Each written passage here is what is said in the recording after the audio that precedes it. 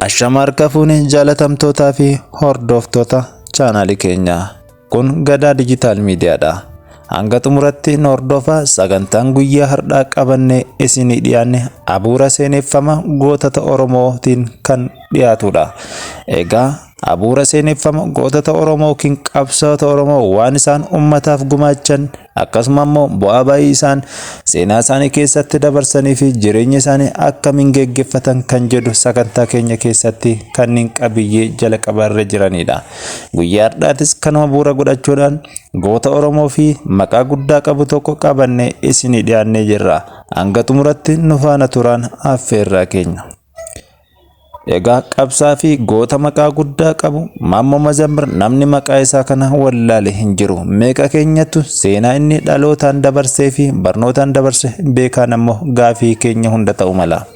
Mee kallattimaan gara seeneffama isaatti kan isin ceesisu ta'a nu faana tura. Maammoo Mazammir abbaa isaa Mazammir Habtee Doorii fi haadha isaa Aadde Uumee Gurmeessarraa aanaa Amboo magaalaa Guraritti bara 1929 dhalate.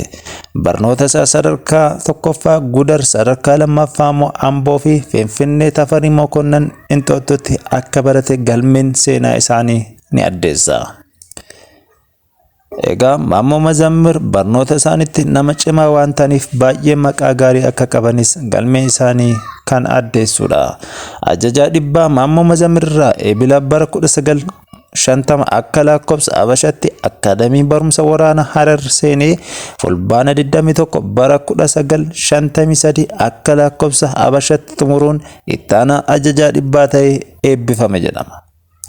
Barumsa isaatiin qabxii olaanaa argatee waan eebbifameef Akaadamii Barumsa Waraanaa Harar keessatti hafee barsiisaa ta'uudhaan akka tajaajilaa tures ni himamaaf. Yeroo xiqqoo booda Yuunivarsiitii Finfinnee seenee barumsa seeraatiin digirii lammaffas akka barate seenichi kan addeessudha.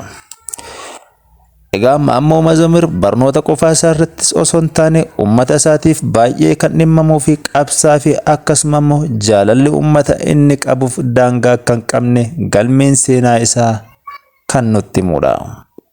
Maammoo Mazammir waldaa Maccaa Tuulamaa keessatti ittaanaa gaafatamaa kutaa ilaalcha siyaasaa ta'uudhaan erga tajaajilaa tureetii akkasumas immoo lammummaa fi qabsaa'ummaan keessoo isaa jiruu fi xiiqiin uummata isaa gabrummaa jalaa baasee sirna Haayile Sillaasee kana dhabamsiisaan keessoo isaa akka bules seenaan isaanii himamaa fi sabboonummaa fi quuqamni inni Oromootaaf qabu mootummaa biratti akka diinaatti akka isa ilaalaniif carraa baneefi. Maammoo Mazammir jilbeeffachuu fi harka kennachuu kan hin beekne waan ta'eef goota ija barbadaa jedhamuunis ni leellifama. Gaafa waldaa Maccaa Tuulamaa ijaaran keessatti barruu adda addaa itti gaafatamummaa kennameen dabalataattis kanneen qopheessan isaan waa'ee seenaa Oromoo, Historii Oromoo jedhu akkasumas immoo waa'ee mootummaa dimokiraataa uummataa hundeessuu kan jedhu wixinee heera mootummaa yookiin konstitushiin jedhamu ijaaruu keessatti akkasumas immoo uummata isaa qonnaan bulaaf lafa hin qabneef lafti haa hiramu, lafti harka qonnaan bulaa haa galuun galmee barruu seenaa waldaa Maccaa Tuulamaa irraa argame kan addeessudha. Egaa mootummaan faashistii Haayile Sillaaseenis nama quuqama Oromoo qabu akkuma adamsaa ture nama kanas adamsuudhaaf kiyyoo hedduu qopheessaa fi akka ture seenichi ni addeessa.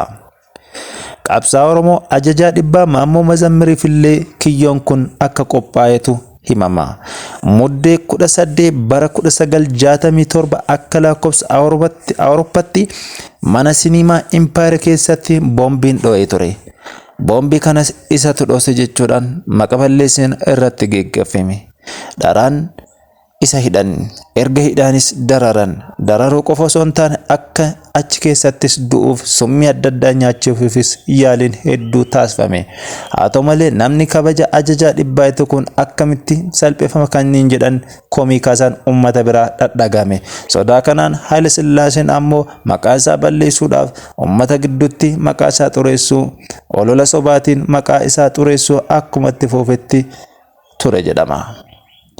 Yeroo muraasa booda bakkuma itti hidhamee Finfinnee keessatti ammoo hidhaa kana baasanii bakka hidhaa Alam Baqqaan jedhamu keessatti bara 1968 akka lakkoofsa Awurooppaatti yookiin akka lakkoofsa Habashaatti ammoo bara 1962 fannisanii ajjeesuudhaaf murteessanii.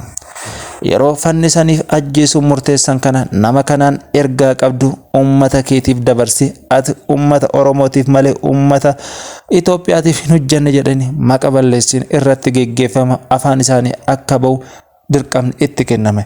Yeroon kun ammoo yeroo isa fannisuuf jedhanidha.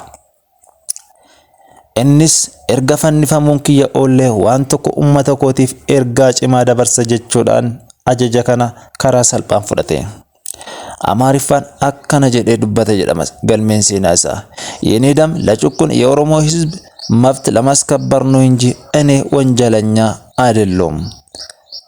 ባልሰራሁት ስራ ወንጅሎ በኔ ላይ የሞት ቅጣት የፈረዱት ንጉስም ይሁን ባለስልጣናቸው ግን በአጭር ጊዜ ውስጥ ከኢትዮጵያ ህዝብ ተገቢውን ዋጋቸውን በዚቹ የስፍራ እንደምታገኙ እርግጠኛ ነኝ። ይዋል ይደር እንጂ የኦሮሞ ህዝብ መብቱ ሙሉ በሙሉ በተጋዩ ልጆቹ ደም የሚያስከብር መሆኑን ዛሬ መረጋገጥ እወዳለሁ ጀዴ እጋ ከበጀምቶታፊ ሆርዶፍቶት ቻናል ይከኛ ኢሰኒ አማርፋን ዱበተ ከነሜ አፋን ኦሮሞቲ ሂኮፍ ኢስኒ ያላ አፋን ኦሮሞቲ የና ሂከሙ ዴግኒክያ mirga ummata Oromootiif kan dhangalee waan ta'eef dhiiga gatii malee jigee miti. Dharaan himatame ajjecha lubbuu natti kan murteessani. Mootichaa fi qondaaltonni isaanii dharaan ajaja kanan irratti dabarsan gatiin isiniif kennamu eddoma itti morma koo fannisaa jirtan kana ta'uu hubachuu qabdan jedheeni. Uummanni Oromoo waan isaa fi waan isaaf malu innuu ni beeka. Kanaaf immoo mirga uummata Oromoo dhiiga ilmaan qabsaa'ota isaatiin kabajamuun waan hin oolle kan ammoo dagachuu hin qabdan jechuudhaan yaadachiise. Egaa hordoftoota keenya Maammoo Mazammir Akaadaamii Barumsa Waraana Harar haalli seenuu itti hin danda'amu akka ture seenaan isaa nima. Danqaa hedduu keessa tureeti barnoota kanaan milkaa'us dhumni isaa lubbuu karaa hin taanee fi karaa isaan hin malle galaafatame. Namni kabajaa fi ulfinni maluuf haala kanaan sababa Oromoo ta'ee fannifame. Egaa ergaa kanarraa waa baay'ee bartan jedhee yaada. Egaa kolleejjiiwwan adda addaa Finfinneettis barnoota isaa yeroo turetti tajaajila ummataaf kennamuu qabu olitti aarsaaf godhee halkaniif guyyaa ummata isaatiif hojjetaa ture. Maammoo Mazammirii fi hiriyoonni isaa 40 isarraa muuxannoo fudhataniin hojii isaanii hojjetaa akka turan ni himama. Muuxannoo inni dhalootaa dabarse kan jechaan ibsamu miti. Seenaan Maammoo Mazammir kan amma isinii himne kana qofaa miti. Kabajamtootaa fi jaalattoota chaanaalii keenya nuti seenaan gootota Oromoo cunqurfamuu kanaan ammoo qabsaa cimaa ta'anii ummata isaaniitiif galaa guddaa dabarsanii gumaata isaan taasisan akka qabanne isinii dhiyaannu yoo feetan nu jajjabeessaa chaanaalii keenya subscribe godhaa isiniin jenna. Xumurratti garuu ergaan nuti isinii dabarsinu diinni kiyyoo hedduu nuuf qopheesse nu nyaachuuf yeroo aggaammii garagaraa taasisaa jiru. Jaarraa 21 keessattis nuti wal qoqqoonne wal ajjeesuu irratti argamna. Mee seenaa Maammoo Mazammir irraa maal baranne maal qalbeeffanne tokkummaa keenya cimsannaan hojii manaa keenya hundaa ta'u. Nuti lagaaf amantiidhaan bifaan wal qoonnee akkasuma immoo saalaan wal qoonnee wal irratti duuluu kan osoo dhiifne maal qaba. Kaleessa seenaan akka himutti osoo teekinooloojiin kun hin badhanne amantii isaaniitii osoo waliin qoonne Birgeeder Jeneraal Taaddasaa Birruu, Jeneraal Waaqoo Guutuufaa tokkummaa isaaniitiin akka fincilaa turanii fi akka qabsaa turan seenaan isaanii ni yaadachiisa. Seenaa isaaniis kan kutaa lammaffaa irratti qabadde isinii dhiyaadhu ta'a. Seenaa namoota beekamoo kamuu nu dhiyeessuu jettan an isinii dhiyeessuuf qophiidha. Hanga xumuratti waan hordoftaniif horaa bulaa deebanaa baay'ee isin jaaladha. Chaanaalii keenya maatii taatii nu jajjabeessaa nutis waliif qorichaa isin jenna. Nagaan tura.